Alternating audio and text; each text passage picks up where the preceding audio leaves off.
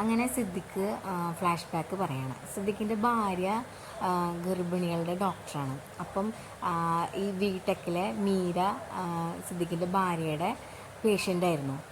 കുറേ കാലത്തിന് ശേഷമാണ് അവൾ ഗർഭിണിയാവുകയും അതിൻ്റെ സന്തോഷത്തിലായിരുന്നു അവർ. പക്ഷേ പെട്ടെന്ന് എന്തോ സംഭവിച്ചിട്ട് അത് അബോർട്ടായിപ്പോവും. അപ്പോൾ ടെസ്റ്റ് ചെയ്ത് നോക്കുമ്പം എന്തോ ഡ്രഗ് അവൾ യൂസ് ചെയ്യുന്നതുകൊണ്ടാണ് അത് അബോർട്ടായി പോയതെന്ന് അവർക്ക് മനസ്സിലാവും. അപ്പോൾ ഈ ഭാര്യ പറയേ അവൾ അങ്ങനത്തെ ആളല്ല, അവൾക്ക് കുട്ടികൾ വേണം അത്ര ആഗ്രഹിച്ചിട്ടാണ് എന്നിട്ട് ഇതിങ്ങനെ വരുന്നതിൽ എന്തൊക്കെയോ പ്രശ്നമുണ്ട്, അവളാണെങ്കിൽ ഭയങ്കര ഡിപ്രഷനിലാണ്, അപ്പോൾ നിങ്ങളൊന്ന് കണ്ട് സംസാരിക്കുമെന്ന് പറയും. അപ്പോൾ ഓക്കെ ഞാൻ സംസാരിക്കാം, അവളതിനെ പറഞ്ഞേക്കാം. അങ്ങനെ ഒരു സംസാരിക്കും. അപ്പോൾ സംസാരിക്കുമ്പോൾ ഇത് അങ്ങനെ ഡ്രഗൊന്നും യൂസ് ചെയ്യാൻ അങ്ങനത്തെ ഒരാളെ പോലെ അല്ല തോന്നുന്നു. അപ്പോൾ ഇങ്ങനെ ആകെ ഔട്ടാവും സിദ്ദിഖിന്. ആ സമയത്താവും അതേ ഓഫീസിലെ VTechലെ വേറെ 2 എംപ്ലോയീസ് വരിക. അപ്പോൾ അതിലത്തെ ഒരാൾക്ക് ഭയങ്കര തലവേദനയും ഒരാൾക്ക് ചെവിയുടെ കേൾവിക്കുറവും ഇങ്ങനെ കാണും. അപ്പോൾ അവരിങ്ങനെ സംസാരിക്കുമ്പോൾ അവർ VTechലാണ് വർക്ക് ചെയ്യണത്, അവർക്ക് മീരേനെ അറിയാമെന്നൊക്കെ പറയുമ്പോൾ ഇവരാകെ സംശയം തുടങ്ങും. അപ്പോൾ ഇവൻ ചോദിക്കും, നിങ്ങളുടെ ഓഫീസിൽ വേറെ ആർക്കെങ്കിലും ഇതുപോലത്തെ എന്തെങ്കിലും ബുദ്ധിമുട്ടുകളുണ്ട് എന്നതായിട്ട് നിങ്ങളുടെ അറിവിലുണ്ടോ എന്ന് ചോദിക്കും. അപ്പോൾ ഇവരിങ്ങനെ ആലോചിക്കുമ്പോൾ ഒരാൾക്ക് തലമുടി വല്ലാണ്ട് കൊട്ടണത് ഓർമ്മ വരും, പിന്നെ ഒരാളുടെ കണ്ണിൻ്റെ കാഴ്ചശക്തി കുറയാണ്ട് ഓർമ്മ വരും. അപ്പോൾ അവരതിങ്ങനെ പറയും. അപ്പോൾ അവൻ പറയുന്നത് നിങ്ങളുടെ ഓഫീസിൽ അങ്ങനെ ബുദ്ധിമുട്ടുള്ളവർ ആരെങ്കിലുമൊക്കെ ഉണ്ടെങ്കിൽ അവരേനൊക്കെ വിളിച്ചു കൊണ്ടുവരാൻ പറയും. അങ്ങനെ നോക്കുമ്പം ആ ഓഫീസിലുള്ള എല്ലാവർക്കും എന്തെങ്കിലുമൊക്കെ പ്രശ്നം ഉണ്ടാവും. ഒരാളുടെ കൈയിൻ്റെ നഖമൊക്കെ ആകെ നാശമായിട്ടുണ്ടാവും. ഒരു കുട്ടിയുടെ തലമുടിയാണെങ്കിൽ ആകെ കൊഴിഞ്ഞു പോയിട്ടുണ്ടാവും. പക്ഷെ ആൾ തലയിൽ മറ്റേ മഫ്ത കെട്ടണ കാരണം അറിയാത്തതാണ്. അങ്ങനെ എല്ലാവർക്കും ഓരോരോ പ്രശ്നങ്ങൾ കാണിക്കട്ടെ. അപ്പോൾ അവിടുത്തെ ആൾ ചോദിക്കും, ഞങ്ങൾ വർക്ക് ചെയ്യണ കമ്പനി സെൻട്രലൈസ്ഡ് AC ആണ്, ഇനി പൈന്ന് വന്നതാവുമെന്ന് ചോദിക്കും.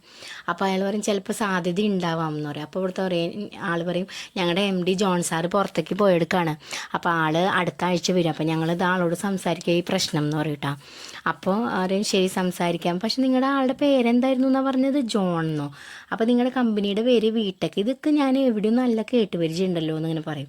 അപ്പോൾ ഇവർ ചോദിക്കും, ഞങ്ങളുടെ ഈ രോഗം മാറില്ലേ സാറേ എന്ന് ചോദിക്കാം. പറയും, നിങ്ങൾ വിഷമിക്കാണ്ടിരിക്കും, നിങ്ങളുടെ ബ്ലഡൊക്കെ ഞാൻ ടെസ്റ്റ് ചെയ്ത് നോക്കട്ടെ എന്ന് പറഞ്ഞിട്ട് എല്ലാവരുടെ ബ്ലഡും ടെസ്റ്റ് ചെയ്ത് നോക്കും.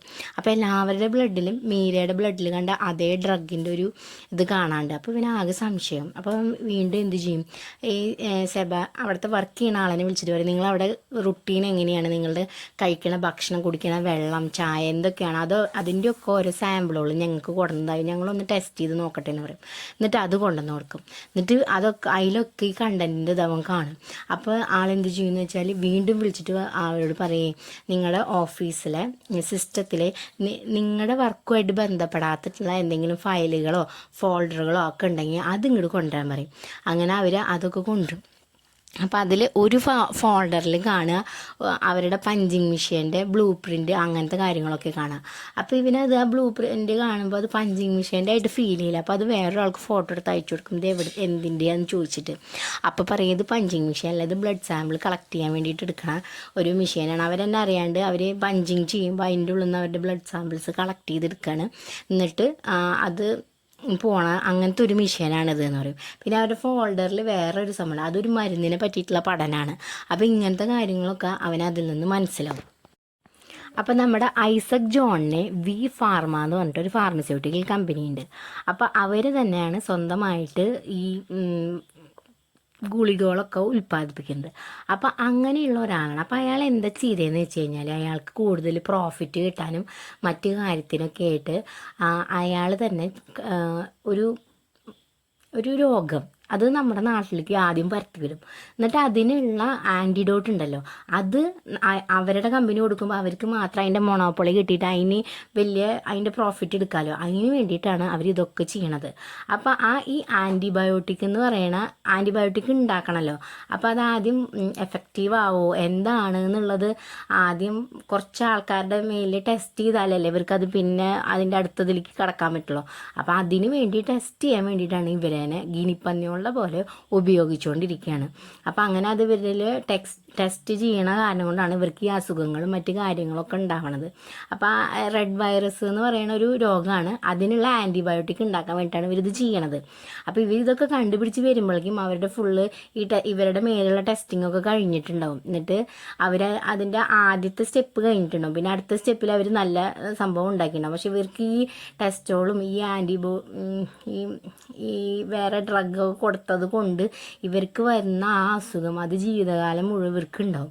ഇതൊക്കെ ഇവരോട് നമ്മുടെ ഡോക്ടർ സിദ്ദിഖ് പറഞ്ഞിട്ടുണ്ടാവും. അപ്പോൾ അതൊക്കെ ഇവർക്ക് ഭയങ്കര വിഷമമായി ഉണ്ടാവും. അത് ഉള്ളിൽ ഇങ്ങനെ വിഷമം കിടക്കുന്നുണ്ട്. ഇവർക്ക് ഇനി വയ്യായ മാറില്ല എന്നുള്ളതൊക്കെ. ഇവൻ കുറേ അവരും ചികിത്സിക്കുകയൊക്കെ ചെയ്യും. എന്നാലും ഇവർക്ക് ഈ വയ്യായ മാറില്ല എന്നുള്ളത് ഇവർക്ക് മനസ്സിലാവും.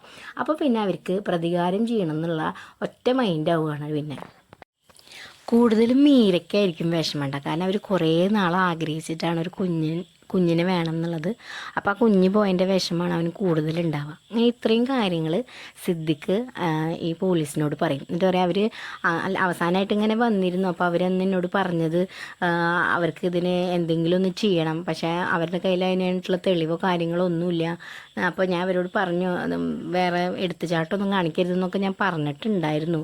ഇനിയിപ്പോൾ എന്താ അതിൻ്റെ പിന്നിൽ എന്നുള്ളതൊന്നും എനിക്കറിയില്ല. പക്ഷെ അവർ അനുഭവിക്കാനുള്ളതൊക്കെ അനുഭവിച്ചു കഴിഞ്ഞു. നമുക്ക് മനസാക്ഷി എന്ന് പറഞ്ഞാൽ ഒന്നുകൂടി ഉണ്ടല്ലോ. അപ്പം നീ ഒന്ന് അവരുടെ ഭാഗത്തുനിന്നും കൂടി ഒന്ന് ചിന്തിക്കണം കേട്ടോ എന്നൊക്കെ പറഞ്ഞിട്ട് അവ അവിടെ നിന്ന് പോരും. അങ്ങനെ ഇവൻ വീണ്ടും തിരിച്ച് ഇവരുടെ ഓഫീസിലേക്ക് വരികയാണ്. ഓഫീസിലേക്ക് വന്നിട്ട് മറ്റേ പോലീസിനോട് പറയും അവരെന്നെ എല്ലാവരും പറഞ്ഞയച്ചോളൂ, ഇൻക്വസ്റ്റൊക്കെ തീർന്നു എന്നൊക്കെ പറഞ്ഞിട്ട് അവരെന്നെ പറഞ്ഞയക്കും. അത് കഴിഞ്ഞിട്ട് ഇവൻ വീട്ടിൽ വന്നിട്ട് നമ്മുടെ ഡോക്ടറിനെ കാണിച്ചിട്ടുണ്ടായിരുന്നല്ലോ, അവിടെ ഇൻക്വസ്റ്റ് നടത്തി പോയ ഡോക്ടറിനെ വിളിച്ച് ചോദിക്കും. അപ്പോൾ ആൾ പറയും വേറെ ഒന്നും കാണുന്നില്ല, എന്താ പറയുക വിഷമോ കാര്യങ്ങളൊന്നും കാണുന്നില്ല, മിക്കവാറും കാല് വഴുക്കി തലയിടിച്ച് വീണു, അതിൽ എണീക്കാൻ പറ്റിയില്ല, അപ്പോൾ ബ്രീത്തിങ്ങിൻ്റെ ഇഷ്യൂ ഉള്ള കാരണം അങ്ങനെ മരിച്ചതായിട്ട് തന്നെയാണ് കണക്കാക്കണേന്ന് പറയും. അപ്പോൾ ഇവൻ ഓക്കെ എന്ന് പറഞ്ഞിട്ട് ഇവന് പക്ഷേ ഡൗട്ടുണ്ട് എങ്ങനെയാണ് ചെയ്തതെന്നുള്ളത്. അപ്പോൾ അവർ ഇനി എങ്ങനെയാണ് ഈ കൃത്യം നടത്തിയെന്നുള്ളത് നമ്മുടെ അടുത്ത പാട്ടിൽ കാണാം. അപ്പോൾ അതുവരെയ്ക്കും ബായ്.